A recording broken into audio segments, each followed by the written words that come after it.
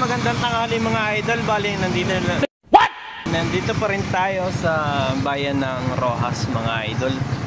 Kasi sobrang init ng panahon, kailangan nating magpahinga ng kaunti sa biyahe. Kasi minsan nararamdaman natin na talagang napakainit.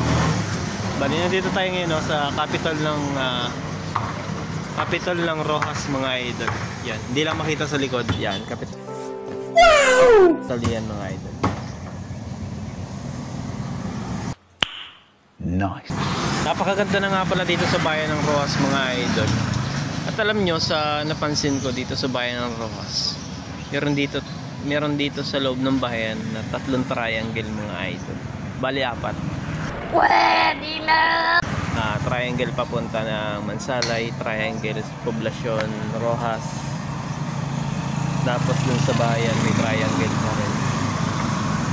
Ayos mga idol, napakadaming triangle. Sana all. Gago! Tara mga idol, tingnan natin kung ano yung mga idol. Tara. At ayun mga idol, bali ito yung sinasabi ko sa inyo. May isang triangle dito bago pumasok ng bayan ng Roxas mga idol. Pag galing ka ng Mansalay, yan. Napakaganda yan mga idol, oh. Napakaganda. Ayan. Tapos yung isa nandun sa gitna. Tapos yung isa nandun sa may simbahan. Tapos yung isa nandun sa may triangle pagpapasok ka naman ng bayan ng Roxas mga idol. Tara, tingnan natin kung masisilip natin mamaya. Tara, let's go. Tara mga idol. Diyan muna tayo. Napakaganda dito sa bayan ng Roxas mga idol. Muna, dinadaanan ko lang siya. Normal lang. Ayan ako. Yun mga idol, nandito yung isang triangle. Natatanaw na natin yung simbahan. At matatanaw na natin dito yung isang triangle ng Roxas. Ayan.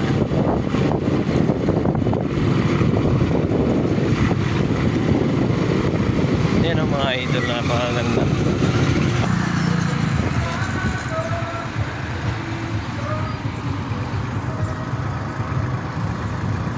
Okay, tara, let's go. At ayan mga idol, papasok tayo ng bayan ng Roxas. Yan na napakadaming establishment na napakaganda. Yan. Ito mga idol, yung daan papunta sa loob ng bayan. Pero hindi na tayo niyan pupunta kasi galing na tayo na. Ayan, doon ang exit mga idol. Tapos dito naman yung entrance. Wow! At makikita nyo dito yung Jollibee. Tapos yun, papunta dun sa pinuntahan natin kanina.